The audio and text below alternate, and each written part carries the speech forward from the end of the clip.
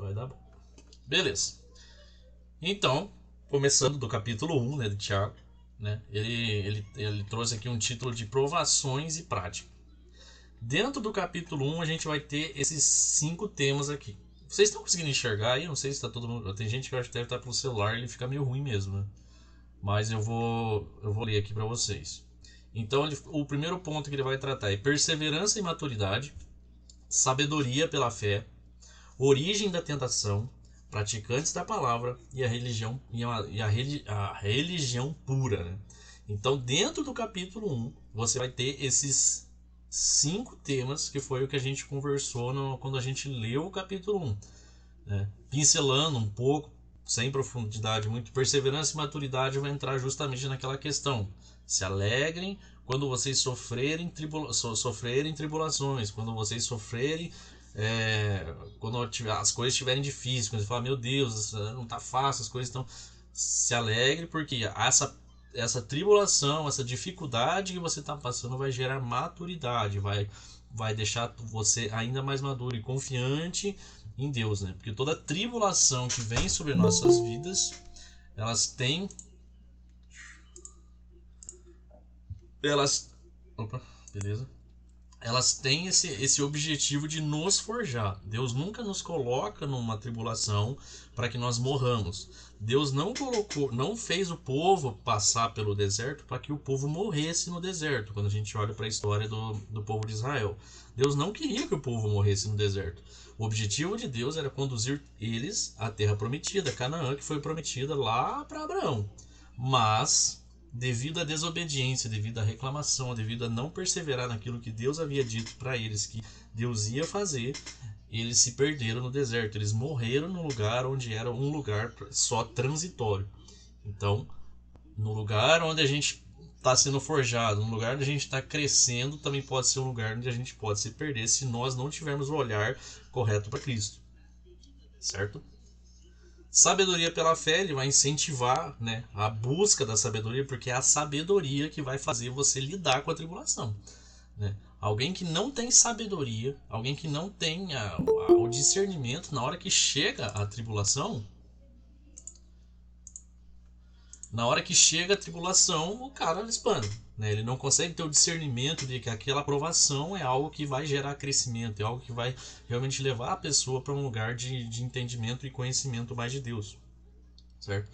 O terceiro ponto, e aqui eu bati muito nessa tecla, é sobre a origem da tentação, né? O texto vai ser muito enfático, ele vai falar, cara, Deus não tenta ninguém. Deus não pega o pecado, esfrega na sua cara e fala, ó, peca, filho, eu quero ver se você é um cara santo mesmo. Oh, peraí, meu Deus do céu. Deixa eu permitir, cadê? Ué, sumiu.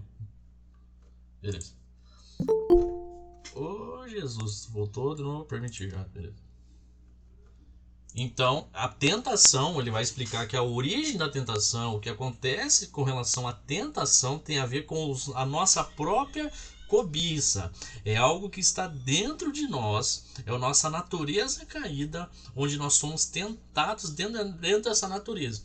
Então ele começa dentro, lá no mais íntimo da sua mente, com pensamentos, com desejos escondidos que só você e Deus sabem.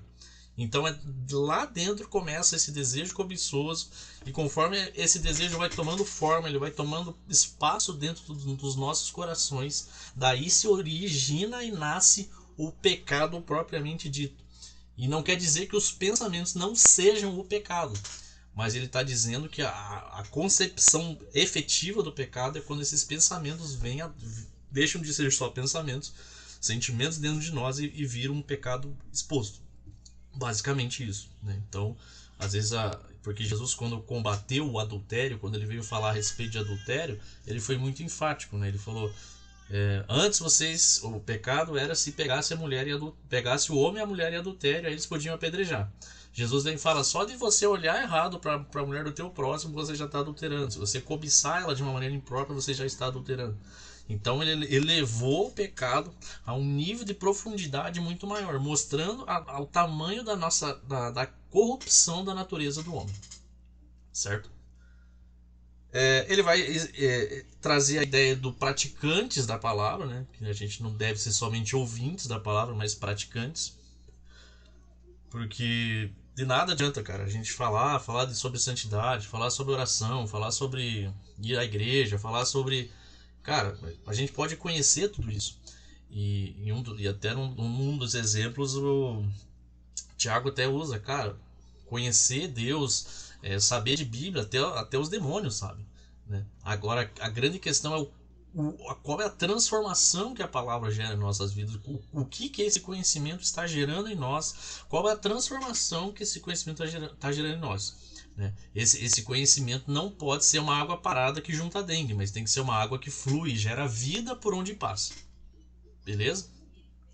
E por fim, né, lá no finzinho do versículo de Tiago, até quero... Deixa eu ver se eu deixar aberto na outra aqui, vou pegar o link.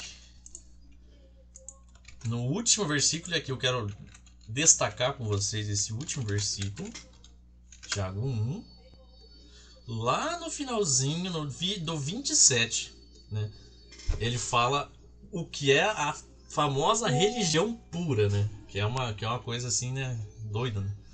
Então ele vai falar que a religião pura e sem mácula para o nosso Deus Pai é esta: visitar os órfãos e as viúvas nas suas aflições e guardar-se incontaminado do mundo. Então ele tá dizendo que o cerne do cristianismo, o cerne da religião, daquilo que ele considera como algo puro e sem mácula, é o serviço, o servir o próximo e o abster-se, a ideia de santidade, a ideia de realmente você obedecer a Deus. Né? Então isso está muito relacionado ao amor ao próximo. Quando ele traz essa ideia de viúvas e órfãos, tá me apontando para quem? Para a pessoa que está próxima a mim. E quando ele fala guardar-se incontaminado do mundo, ele está apontando por um amor a Deus. Porque eu só consigo não me contaminar com o mundo, com os desejos do mundo, se eu verdadeiramente amo a Deus. Porque se eu não amo a Deus, eu vou me prostituir. Inevitavelmente eu vou me contaminar. Porque no meu coração não há uma honra, não há um temor ao Senhor para que eu possa dizer, não, eu vou me separar disso para não fazer. Não, então por isso esse cerne... Jesus sempre foi muito enfático, a Bíblia foi muito enfática nesse sentido de amar a Deus e amar o próximo. Então, quando você faz uma leitura bíblica, quando você vê assim, um grupo de coisas que ele está falando a respeito de uma religião pura, você consegue enxergar sempre isso: amor a Deus e amor ao próximo, amor a Deus e amor ao próximo. Certo? Alguma dúvida até aqui? Claro que pode ter um monte, né? Que vocês talvez não leram ali, não estavam na aula. Mas assim, algo assim que precise uma explicação um pouquinho assim rápida e sucinta, pode perguntar. Senão eu vou pro 2. Entendo que é não. Então eu vou seguir. Então, agora, ele no capítulo 2, ele vai trazer um outro arpejo de informações. O primeiro arpejo de informações que ele traz é o fim do favoritismo. Porque ele estava denunciando sobre o favorecimento dos ricos dentro das reuniões. Ou seja, o rico era melhor tratado do que o pobre. Pessoas com uma posição social eram tratadas melhor do que outras. Então ele vem repreendendo veementemente essa questão do fim do favoritismo. Unidade da lei, né? Que ele vai falar que, cara, aquele que tropeça em um só mandamento se faz pecador em cima de toda a lei, mostrando que, cara, a lei ela tem essa questão de mostrar o nosso pecado. A lei ela tem essa capacidade de revelar quem nós somos. Dentro daquilo que nós conversamos. Muitas vezes a gente quer olhar a lei como um checklist que não, agora eu estou cumprindo, ok. Mas a lei ela sempre será um indicativo do quanto nós precisamos do perdão de Cristo, porque toda vez que eu me deparo com a lei, toda vez que eu me deparo com o mandamento me mostrando o que é pecado, eu olho para mim e ainda encontro o pecado dentro de mim. Eu ainda encontro lá no fundo, lá no profundo da minha alma, ainda existe desejos pecaminosos, ainda existe pensamentos pecaminosos, ainda existe segundas intenções que não provêm de Deus. Então o ser humano em si não é puro, né, no seu arbítrio, né, vamos dizer assim, né? Por isso que tem muito essa ideia de livre-arbítrio, Por que ele não consegue, muitas vezes, arbitrar da forma correta? Não consegue tomar a decisão de uma forma correta? Porque essa decisão ela está influenciada pela essa natureza do pecado. Então, por isso que abrir mão de si mesmo, negar-se a si mesmo, é a grande dificuldade do cristão. Porque vai na contramão daquilo que verdadeiramente a carne quer. A carne não quer se negar a si mesma. A carne não quer abrir mão do desejo, da vontade. Ela quer que se consuma a cobiça. Que é esse desejo e vontade. Seguindo... Fé sem obras é morta, né? Ele vai ser muito enfático nessa questão. Esse é um ponto que a gente ficou falando e é um troço complexo, existe muita profundidade, mas basicamente a ideia não é contradizer, né, Paulo, porque o Paulo vai falar que o que salva é a fé, né, e não as obras, né? E Tiago vem falar que a fé sem obras é morta. Então muitas vezes o pessoal fala, Tiago estava contradizendo Paulo e tal, isso aqui. Mas não, a ideia não é contradição. A ideia é mostrar que, cara, a fé, a salvação sim é pela graça, né? E mediante a fé, e essa fé inevitavelmente ela vai manifestar obras, né? Então alguém que tem fé em Jesus Cristo, que tem a sua vida verdadeiramente transformada, um novo nascimento, foi encontrado realmente por Jesus Cristo, inevitavelmente ele terá uma vida frutífera, inevitavelmente ele terá uma vida que manifesta as obras, né? A gente entrou num detalhe do que seriam essas obras e como funciona na dinâmica cristã, mas aqui não conseguiremos. Então é mostrar justamente essa ideia de que, cara, um cristão nascido de novo, que está firmado em Cristo, ele é frutífero, ele vai praticar obras, ele vai amar o próximo e vai amar a Deus. Que é essa ideia da religião pura, que a gente vê lá no que eu mostrei para vocês no versículo. É uma religião que ama o próximo e que ama a Deus e anda em santidade e anda em servidão para com o outro. Dentro desse aspecto, ele vai trazer justamente, né, de fé e obras, os exemplos que ele fundamenta isso, que é Abraão e Raabe, né? Raabe servindo os espias, escondendo os espias dentro lá da casa dela, para que eles não fossem pegos ali pelos caras de Jericó. Então ele está trazendo justamente uma fé que agiu, né? Não foi uma fé só que acreditou, legal.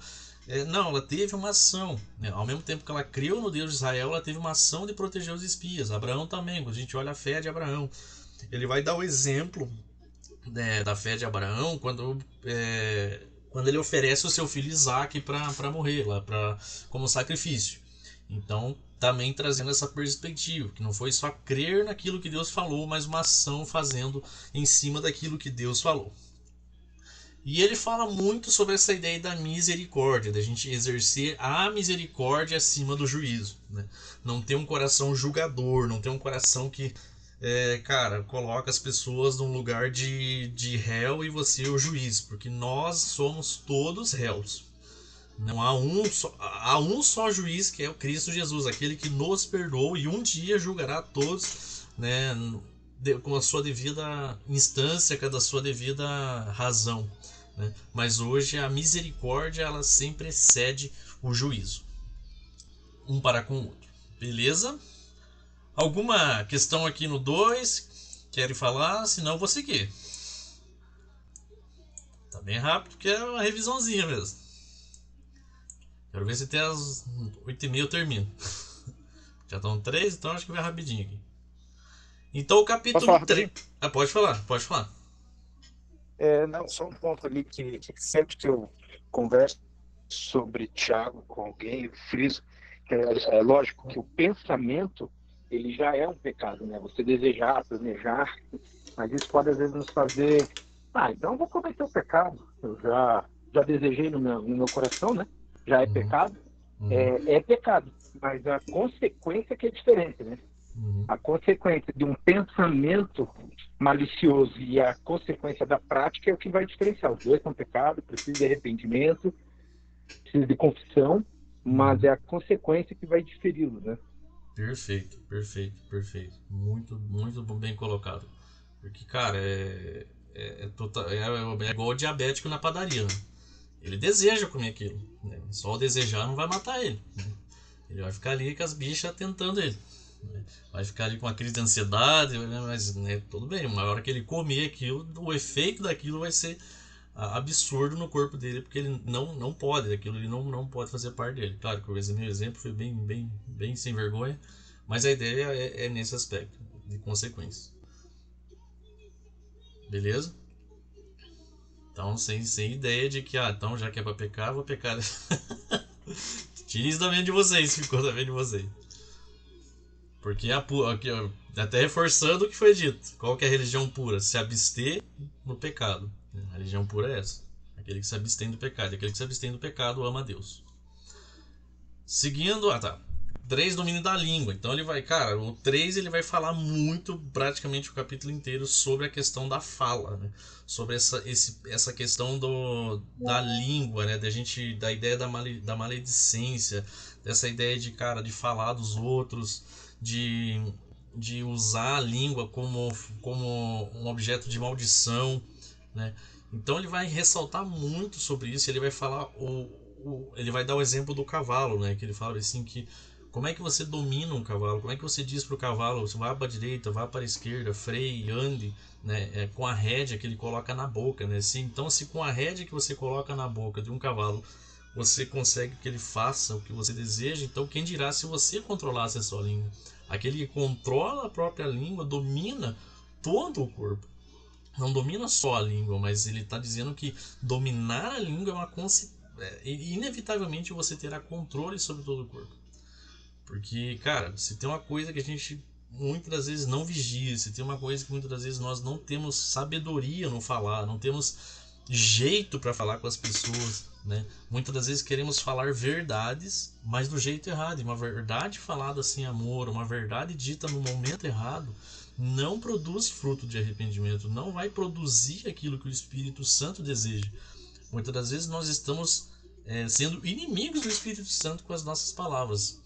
Nós não estamos cooperando com o agir do Espírito Santo, estamos ali chegando e matando pessoas com as palavras, matando as pessoas com aquilo que a gente considera muitas das vezes a minha opinião que é correta e certa. Então, ter esse cuidado, ele vai ressaltar muito sobre essa questão da fala. E o segundo ponto ali, ele trouxe poder fala, do Frei e do Leme, que ele vai falar que é o controle, contradição do falar, né, que alguém não pode, que ele vai falar, não pode sair água amarga e água doce de uma mesma fonte, né? Então ele vai falar, cara, da mesma forma, né, que ao teu falar sejam de acordo com o de Cristo, seja sempre de acordo com aquilo que você realmente crê, né, aquilo que você professa a sua fé. E aí, no finalzinho ali, ele vai falar sobre sabedoria do alto, cara, e aqui ali a gente falou muito sobre isso. Eu lembro que eu ressaltei muito essa questão da sabedoria do alto, porque ele vai fazer uma comparação da sabedoria do alto com a sabedoria diabólica, ou a sabedoria terrena, né? E dentro dessa sabedoria terrena, ele vai falar justamente do espírito faccioso, né? Que é um espírito que, em vez de unir as pessoas, ele vai dividir as pessoas, ele vai gerar separação, né? Aí eu dei um exemplo de comunidade, né? Onde, cara, é inevitável que nas comunidades existam as panelinhas, pessoas que você vai ter afinidade com pessoas diferentes, você não vai ter afinidade com todo mundo. Algumas pessoas vai ter mais, outras vai ter menos, e inevitavelmente as panelinhas acontecem. O problema é quando essas panelas elas são fechadas, o problema é quando essas panelas viram facções que brigam uma com a outra, que discutem uma com a outra e não conseguem se unir para nada, sendo que o cerne da igreja é a comunhão. Se fere a comunhão, se fere a unidade do Espírito, é diabólico. Se fere aquilo que a igreja precisa como foco, como objetivo, não está sendo uma sabedoria do alto, está sendo uma sabedoria diabólica, né? Então a sabedoria do alto ela sempre vai visar, né? Ele trouxe, né? Até deixa eu pegar aqui 3 para a gente ter a menção do que era essa sabedoria diabólica. A sabedoria diabólica não, a do alto, né? Que ele dá todos os atributos dela. Mas a sabedoria lá do alto é primeiramente pura, pacífica, gentil, amigável, cheia de misericórdia e de bons frutos, imparcial, sem fingimento. Ora é em paz que semeia o fruto da justiça para os que promovem a paz. Então essa é a sabedoria do alto. tudo que contradiz isso, tudo que vai na contramão do que é pacífico, do que é gentil, do que é amigável, misericordioso. Então, cara, eu posso estar falando a verdade, eu posso estar falando teologia. Se contradiz isso, se é ofensivo, se gera divisão, se gera problema no ambiente onde eu tô, cara, ela se assemelha a ou se assemelha, ou eu tô tendo esse gentil, ela pode muito provavelmente ser, em vez de uma sabedoria do céu, está sendo uma sabedoria diabólica e trabalhando e cooperando para a divisão dentro da onde ela está sendo aplicada. Certo? Deixa eu achar aqui onde nós estávamos. Pureza e paz, que a sabedoria do alto vai trazer. Terminamos o 3. Alguma dúvida? Alguém que apontou alguma coisa aqui no 3? Alguma coisa que eu passei batido de repente? Não? Então, estamos no 4. Vai acabar, acho que assim, 8h30. Então, o 4 ele vai falar sobre humildade e submissão. E dentro desse aspecto ele vai falar de desejos egoístas, inimizade com o mundo, resistência ao diabo, vida como neblina e dependência de Deus. Certo? Então, aqui dentro desse aspecto, o que ele vai conversar muito? Ele vai ser muito enfático. Né? Aquele que quiser ser amigo do mundo, né? Aquele que quiser compactuar com o sistema que o mundo impõe, com a forma como o mundo conduz e não com a forma que o reino caminha, ele se torna inimigo de Deus. Não tem como caminhar nos dois caminhos. Eu não sei se todos aqui eram da época que tinha um quadro na casa e nesse quadro tinha os dois caminhos. Alguém tinha esse quadro em casa? Se pronuncie, fale agora ou cale-se para sempre. Ninguém tinha esse quadro em casa? Meu Deus do céu. Será que. Eu via na casa dos parentes. Oi?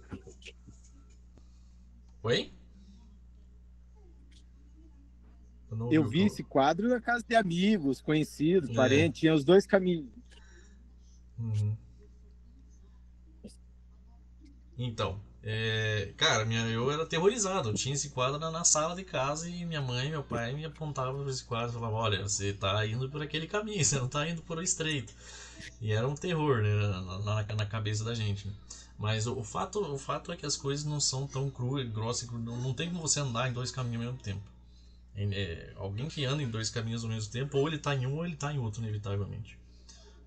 Então, o arrependimento é sempre o lugar que a gente tem que estar, o lugar de arrependimento, do lugar onde o pecado, se pecar para você é natural, eu sinto lhe dizer que você não está no caminho estreito. Eu sinto lhe dizer que você não está em Cristo, porque se o pecado não constrange o seu coração, se o pecado não te deixa assim, cara, poxa, mano, eu pequei contra o meu pai, eu entristeci o coração do Espírito Santo, que a gente citou, né? Tem a passagem dizendo que o Espírito Santo ele tem ciúme da gente, ele não compactua com essa questão do pecado. Então, se o teu coração não te constrange com o pecado, a oração que você precisa fazer é a oração do arrependimento, é a oração de Jesus, eu preciso nascer de novo, Jesus, eu preciso ter a minha vida transformada para que o pecado não seja algo natural na minha vida, para que o pecado não seja só mais uma das minhas ações feitas no dia. Ele vai falar sobre a resistência do diabo, né? Resistir ao diabo e ele fugirá de vós, né? Então a batalha contra Satanás ela nem chega a ser tão ofensiva, segundo esse texto, mas é uma batalha de resistência, uma batalha onde a gente permanece em Cristo e ele nos dá vitória contra o diabo. Então é sobre resistir, é sobre permanecer firme naquilo que Cristo disse para você. O que Cristo disse para nós? Não peque, não ande conforme o mundo anda, não ande segundo os parâmetros do mundo. Né? E o que o diabo vai tentar sobre a sua vida é justamente isso: te convencer de que, cara, é melhor você viver conforme os padrões do mundo. Então é uma ideia de resistência, uma ideia de permanecer naquilo que Deus disse. Que assim como no jardim, né, a gente olha ali, Adão e Eva, se Adão e Eva tivessem só resistido e falado: não, diabo, eu não tô afim dessa fruta aí, não tem interesse, tem outras frutas para comer. Se fosse uma batalha de resistência, talvez as coisas não teriam sido como foram, né? Mas eles não resistiram, eles não creram naquilo que Deus disse, que era: não coma dessa árvore, né? Não coma desse fruto. Então, por eles não crerem naquilo que Deus falou, por eles não acreditarem naquilo que foi dito, eles caíram e comeram a fruta. Não resistiram ao diabo. Ele vai falar que a vida é como uma neblina, que ela é passageira, né? E ele vai falar dentro desse aspecto a questão desse controle, né? Ele vai falar bem assim, vocês ficam planejando coisas, eu vou fazer isso, amanhã eu vou fazer tal coisa, eu vou ir para África, vou ir para Portugal, eu vou ir na Tamandaré, né? Fica fazendo plano, mas ele fala bem assim, na verdade, essa é a arrogância do coração de vocês, dizendo dessa forma, né? Então ele traz um aspecto, né? Levando as pessoas para um lugar de dependência de Deus, onde eu só vou fazer determinada coisa se Deus permite. Não é que eu não posso planejar, não é que eu não posso ter desejos, planos, mas sempre com o coração sabendo que se Deus falar para mim, filho, você não vai fazer isso, eu não vou me frustrar, porque eu estou debaixo da vontade dele, eu estou submetido ao seu senhorio. E o não de Deus não pode ser a minha frustração, mas a minha satisfação por saber que eu estou obedecendo a ele. Beleza? 5. O 5 ele vai trazer aspectos de justiça social, paciência na vinda do Senhor, oração constante, dando exemplos de Jó e Elias, e resgate de desviados, né? Aqueles que não creem em Jesus. Então, dentro desse aspecto social, ele vai novamente falar sobre ricos, né? Ele vai iniciar o capítulo falando justamente essa questão de que, cara, vocês estão humilhando o pobre, vocês estão tratando mal os seus empregados para que vocês ganhem mais dinheiro, para que vocês consigam cada vez mais recursos para a vida de vocês, e isso à custa do trabalhador, isso à custa do menor. Então ele vem trazer essa denúncia, né, para esses caras que estão vivendo essa vida dessa forma, crendo que o que vai sustentar eles, que o que vai realmente dá poder é o dinheiro, né? Então é essa busca desenfreada pelo dinheiro, essa busca pelo poder deste mundo, né? Então ele vai denunciar gravemente, né, essa atitude e esse coração entregue à cobiça pelo dinheiro. E ele vai também enfatizar a respeito da vinda do Senhor, né? Então quando você pensa esse contraste, né, de pessoas buscando coisa na terra, e de repente ele vem e traz a abordagem, cara, a vinda do Senhor está próxima. Deus está vindo. Por que você está se matando, né? Por que você está... E eu até fui bem enfático, eu falei, gente, eu não estou pregando pobreza, não estou pregando miséria, não estou dizendo que você não tem que trabalhar, que você não tem que estudar, que você não tem que ganhar bem, que você não tem que ter uma casa melhor, um carro melhor. O problema é quando o nosso coração está nisso. Nós esquecemos o nosso real propósito, nós esquecemos a nossa real vocação, nós esquecemos que o Senhor virá, voltará, né? Porque nós estamos apegados com esse mundo, estamos apegados com os desejos desse mundo, com as coisas que, cara, são boas, né? Quando você pensa em um carro novo, quando você pensa em uma casa nova, quando você pensa em comer uma pizza, são coisas boas. Mas o nosso coração não pode estar focado nessas coisas, em conquistar essas coisas, porque essas coisas nos distrairão para o verdadeiro foco, nos distrairão para aquilo que realmente o Senhor quer fazer em nós e para aquilo que ele ele está fazendo no mundo, né? E o fato é, ele está vindo e a sua vinda é próxima.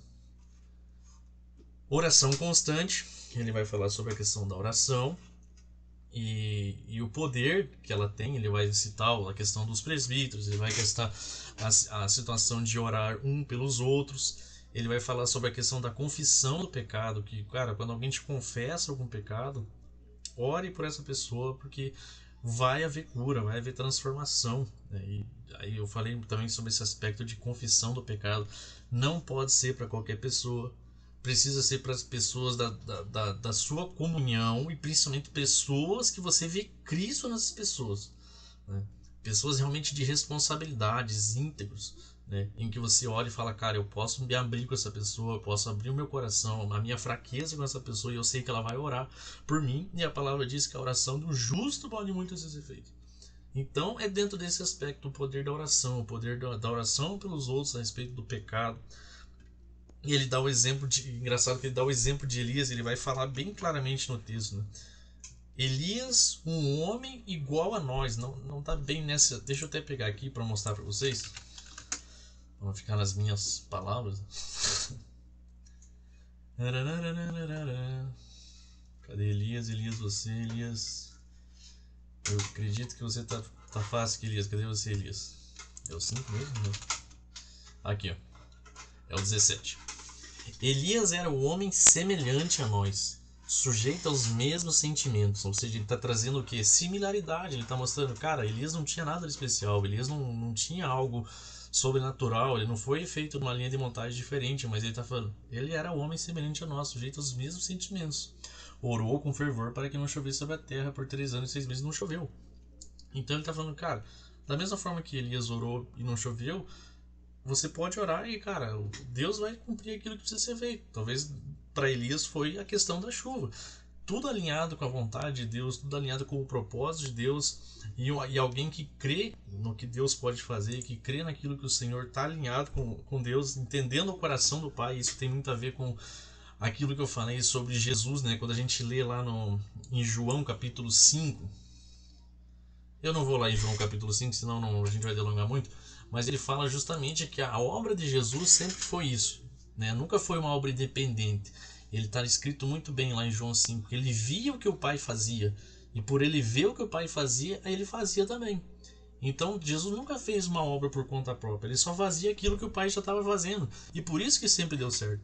Porque aquilo que o Pai está fazendo, né, vai dar certo inevitavelmente. Porque nós estaríamos alinhados com a vontade do Pai. A grande questão é que para saber o que o Pai está fazendo, a gente precisa ter relação com o Pai. E isso está relacionado também à oração.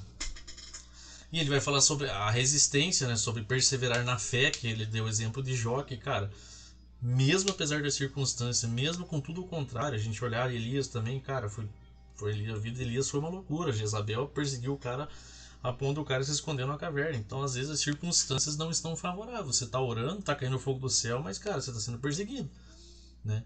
Você tá ali confiante em Deus, mano, e de repente você perde tudo, perde filho, perde casa. Então ele trouxe esses exemplos de Jó e Elias sobre confiança e fé no Senhor Jesus, Deus. E por fim ele vai falar sobre, né, o poder da palavra, o poder de você anunciar a palavra aos perdidos e anunciar a palavra àqueles que não conhecem a Cristo, né?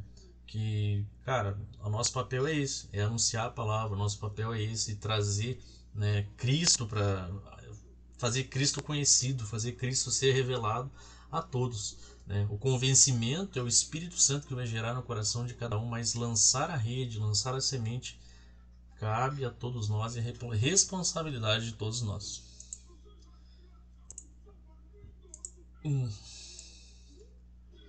Então, dentro do que foi criado aqui, Tiago, ele vai falar nesses 3 aspectos. Uma fé prática e visível, não é uma fé invisível, que ninguém vê. Transformação real, que realmente vai evidenciar, que é evidenciada por frutos. Então é dentro dessas linhas que deu uma resumida aqui no livro de Tiago. Alguma dúvida sobre isso? Eu vou encerrar a gravação aqui, que daí fica esse rapidão aqui feito. Depois dá para ver no YouTube.